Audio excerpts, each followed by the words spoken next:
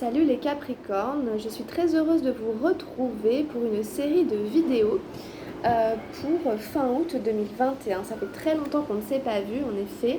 J'étais sur d'autres choses. Les cartes, c'est un hobby, là, tout ce que je fais, donc ça me demande beaucoup de temps. Donc je le fais quand je peux. En tout cas, la chaîne, elle continue d'exister et je posterai de temps en temps des choses dessus. Donc merci d'être resté avec moi. Et on démarre pour votre guidance générale, les amis Capricorne. Alors, dans l'énergie générale pour vous, j'ai tiré la 10 de feu, la répression. Bon, c'est pas une carte évidente, hein, on y reviendra tout à l'heure. On va tout retourner.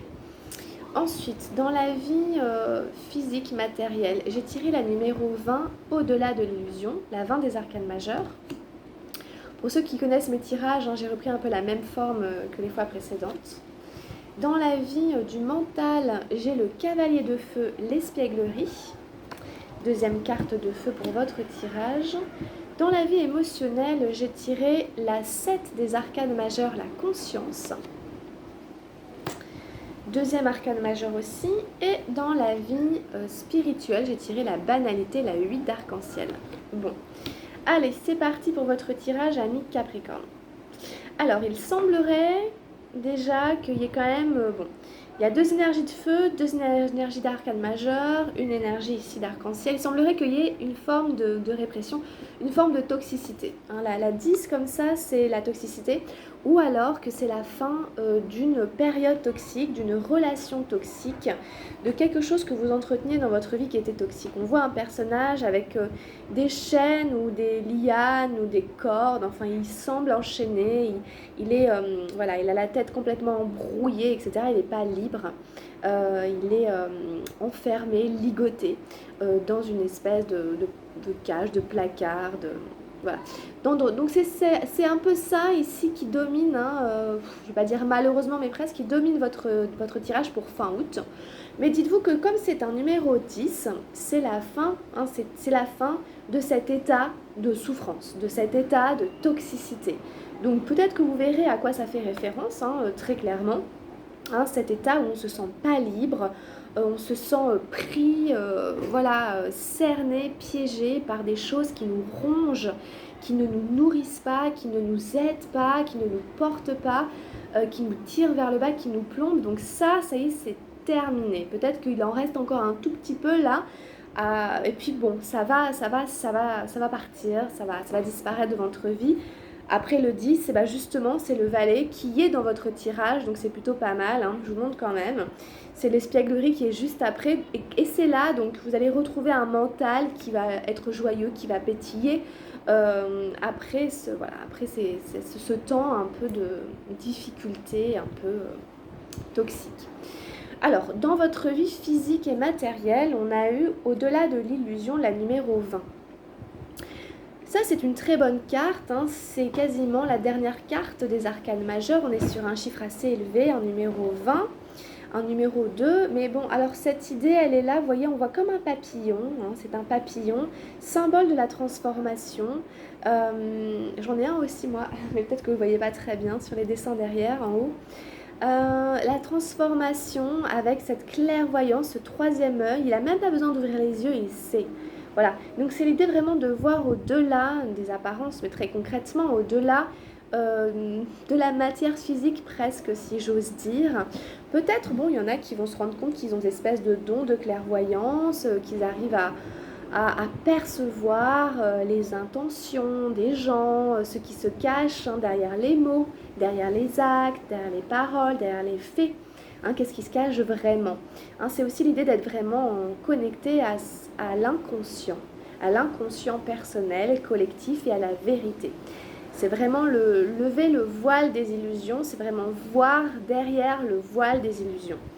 Bon, comme ça touche tout ce qui est physique, matériel, ça peut être très concrètement, hein, par rapport à votre travail, à vos finances ou à vos propres capacités physiques de perception, de percevoir la vérité des choses, leur essence, plutôt que ce qu'elles paraissent être. D'accord ?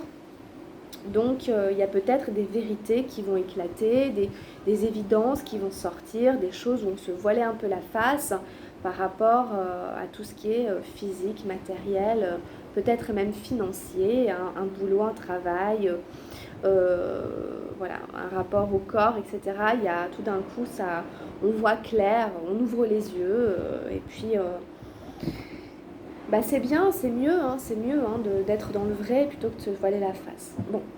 Euh, Ça peut être aussi par rapport à cette toxicité qui était là dans votre vie. Vous allez percevoir la réalité des choses plutôt que d'être maintenu dans des illusions et des choses qui rendaient votre vie malsaine et toxique.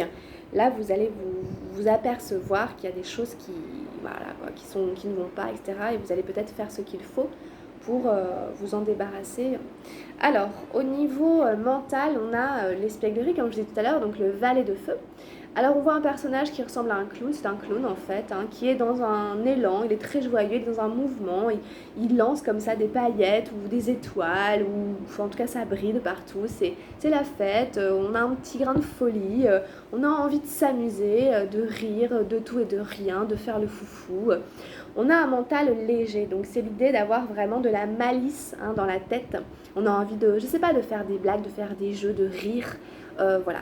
Donc ça fait du bien, surtout à cette époque, hein, d'avoir un mental qui pétille. Peut-être on a plein d'idées, peut-être voilà, on retrouve de la joie dans la tête. Et ça, vraiment, c'est un engouement. Hein, c'est une dynamique hein, qui nous fait aller de l'avant, qui nous fait être créatifs aussi. Donc allez-y à fond, hein, quelles que soient les idées qui vous traversent l'esprit, faites-vous plaisir. Hein. Voilà, on a ce petit valet ici qui est tout joyeux, tout foufou dans la tête et ça fait toujours du bien, ça fait toujours plaisir. Beaucoup de créativité hein, et de dynamisme ici qui habite votre état d'esprit après cette période un peu pas évidente. On retrouve vraiment du peps assez rapidement d'ailleurs. Donc ça va assez vite, donc c'est plutôt pas mal. Alors on a aussi la conscience ici, hein, la numéro 7 hein, des arcanes majeures, dans les émotions. Donc je vous disais déjà ouvrir les yeux, etc. Bon, sortir des illusions, là on y va encore un peu plus, on y va carrément. Ça touche les émotions, donc comme on voit vraiment ici, c'est vraiment pour moi, c'est vraiment par exemple le travail psychanalytique par exemple, pour tous ceux qui font un travail sur eux d'une manière ou d'une autre, quel que soit le thérapeute qui voit, il y a cette idée justement de sortir de l'inconscient et de faire la lumière sur des choses dont on n'avait pas conscience. Hein, on voit ici la petite flamme bleue qui sort de l'ombre derrière, qui avait l'air de se prendre la tête. Hein, ça, c'était notre inconscient qui se prenait le chou.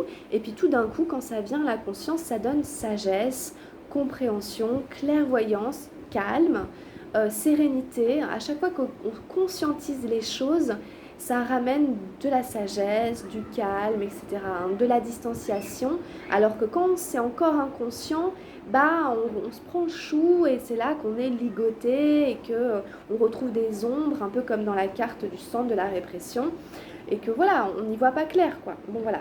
Donc ici, peut-être par rapport à certaines émotions qui vous animent, qui vous habitent, vous allez, voilà, encore une fois, vous apercevoir, vous rendre compte, prendre conscience, conscientiser les émotions. Conscientiser les émotions. Donc ça, c'est bien. On ne se laisse plus bouffer par ses propres sentiments, par ses propres émotions. On ne se laisse plus bouffer. Donc il y a vraiment une idée de voir clair, hein, par rapport à quelque chose qui était toxique, que ça vienne à la conscience et vous conscientisez davantage certaines choses. Vous ouvrez les yeux, vous êtes dans cet état du coup mental assez joyeux et vous allez sortir du coup de cette espèce de toxicité, que vous l'ayez voulu ou non d'ailleurs. Hein. Des fois on se retrouve pris dans des trucs, on ne voit pas comment ça s'est passé, puis bon bah voilà, là ça y est, ça se dégage. Dans la vie spirituelle, on a la banalité qui est une carte un peu banale. C'est une carte où la vie suit son cours tranquillement. En tout cas, dans votre spiritualité, il n'y a pas de grands changements, il n'y a pas de grosses révolutions. Ça se maintient, c'est tranquille, mais c'est bien. C'est un peu la petite maison dans la prairie. Quelles que soient les pratiques que vous ayez, spirituelles ou pas, apparemment, ça suit son cours tranquillement, mais sûrement. Donc c'est bien. Il n'y a pas d'agitation. On a peut-être une routine, on a peut-être un quotidien, une routine spirituelle qu'on entretient, c'est pas négatif. Après, ce sera peut-être à vous à y mettre encore une fois un petit grain de différence pour la colorer davantage. Hein, puisque dans cette carte, le personnage ramasse des fleurs. Et puis, s'il reste toujours du même côté, il aura des fleurs toujours de la même couleur. Donc ici, s'il veut mettre un petit peu de rose, il faudra qu'il aille les chercher. Donc c'est l'idée d'aller chercher ce qui peut colorer un petit peu sa vie spirituelle pour casser un peu la routine, sortir un peu du train-train qui peut parfois être un peu ennuyeux. Voilà, donc l'idée c'est d'essayer de ne pas s'ennuyer dans sa vie spirituelle et d'aller toujours chercher de nouvelles choses, une nouvelle nourriture spirituelle, des connaissances, des lectures, voilà, peu importe, des pratiques, n'importe. Donc toujours continuer à alimenter sa vie spirituelle pour pas qu'elle devienne trop routinière et voire même ennuyeuse. Voilà un peu ce qu'on peut dire avec le tarot au Shosen pour vous les Capricornes. Alors j'ai pris une carte avec le tarot de la transformation et j'ai tiré pour vous l'abus de pouvoir, la numéro 24. Bon, alors on va aller la lire. La numéro 24, l'abus de pouvoir. Intéressant. Intéressant. Qu'est-ce qu'elle raconte? Comment Vivekananda perdit sa clé. Alors, l'amour est le seul antidote à l'abus de pouvoir. Sinon, tout pouvoir corrompt, que ce soit par la richesse, le prestige, que ce soit sur un plan politique ou un plan psychique. Cela ne fait aucune différence. Chaque fois que vous vous sentez en position de pouvoir, si l'amour n'est pas présent comme antidote, votre pouvoir sera un désastre, comme une malédiction pour les autres, parce que le pouvoir rend aveugle. L'amour ouvre les yeux, purifie le regard, votre perception devient claire. Bon, alors moi ça fait vraiment écho avec cette idée-là, d'ouvrir les yeux, d'avoir une perception claire. Peut-être qu'elle est à relier avec la carte ici de la répression, je ne sais pas. En tout cas, on retrouve cette idée de corruption, donc de mise en esclavage en fait, par l'argent, le pouvoir, les éloges, le prestige, tous ces genres de choses, ok, auxquelles on peut tous être un jour soumis ou on peut tous un jour être tout d'un coup sous les feux des projecteurs, propulsés on ne sait où et tout. Et puis voilà. Donc gardez vraiment à l'esprit que le pouvoir corrompt toujours, sauf s'il est animé par l'amour. Donc quel que soit ce que vous vivez, essayez de remettre de l'amour là-dedans, afin de ne pas vous faire bouffer par ça, d'accord? Parce que c'est quelque chose qui bouffe, tout simplement. Voilà, donc c'est juste absolument essentiel. Il y a cette idée de ne pas être aveugle. Le pouvoir rend aveugle. Donc vraiment c'est important. L'amour ouvre les yeux, purifie le regard. Voilà, donc gardez ça à l'esprit. Quel que soit le prestige, soit de la richesse, le plan politique, peu importe. Bon, donc ça peut toujours être utile d'entendre ça et de le réentendre. Quelle que soit la position, quel que soit ce que l'on vit. C'est important de garder à l'esprit. C'est-à-dire que voilà, c'est pas mal en soi, c'est comme toujours l'argent, etc. C'est pas mal en soi, mais par contre, ça a tendance à rendre aveugle, ça a tendance à faire perdre les vérités. Et il faut toujours réouvrir les yeux et se rappeler que s'il n'y a pas de l'amour en dessous, à la base, à la racine, ça va nous corrompre et ça va nous perdre. Donc voilà, c'est quand même hyper fondamental pour notre propre sauvegarde. Et j'ai demandé un petit message aux anges gardiens et pour vous j'ai tiré l'intuition. Donc très bien, très beau petit message de fin puisqu'il faut rester connecté à son intuition les amis. Écoutez, votre intuition c'est elle qui sait, c'est elle qui a la clé et elle aura toujours raison de quoi que ce soit d'autre, quel que soit le mental, quel que soit ce qu'on vous dit. Voilà, alors fais confiance à ton intuition et sache que ce qui te semble logique n'est pas nécessairement vrai. Donc ça, ce qui te semble logique n'est pas nécessairement vrai. Trouver une réponse à ta question empoisonne ton cœur. Une multitude de possibilités existent. Cesse de les ressasser et laisse la solution émerger. Nous, tes anges, nous te guidons. Fais confiance en ce que tu ressens, car ce que tu ressens de bon est bon. C'est pas compliqué, l'intuition elle est dans le corps. Quand je pense à ça, si je pense que c'est... Quand je ressens du bon, c'est que c'est bon. C'est pas compliqué, c'est juste comme ça. Après, il faut apprendre à se fier à quelque chose qu'on voit pas et qu'on ressent. Et c'est peut-être ça qui est difficile. Parce que là, apparemment, vous ressassez et ça vous fait du mal. Hein. C'est pas dans la logique. Hein. Ce qui nous semble logique n'est pas nécessairement vrai. D'où les illusions, d'où le fait de se faire avoir aussi des fois par des illusions. Vous dites, mais pourtant, ça me semblait tellement logique. Oui, mais ça ne veut pas dire que c'est vrai. Ça ne veut pas dire que c'est relié à de la vérité, donc à de l'amour, donc à quelque chose de sain. Donc voilà, hein, des fois on a des logiques qui sont bien rouées, etc., mais qui reposent sur des choses qui sont malsaines. Donc ce qui est logique n'est pas nécessairement vrai, arrêtez de ressasser, la solution va émerger, faites confiance à ce que vous ressentez. Voilà les amis Capricorne. Bah écoutez, c'est un tirage assez intéressant. Je vous laisse faire le tri et prendre ce qui résonne et ce qui peut vous aider dans ce tirage. Donc je vous rappelle que vous pouvez me demander une consultation privée avec les cartes ou en accompagnement holistique. Comme vous voulez, vous m'écrivez un message à Camille Desilles via Messenger ou sur ma boîte mail à camilledesilles@gmail.com. D'accord les amis, voilà, bah écoutez, je fais tout de suite votre guidance sentimentale.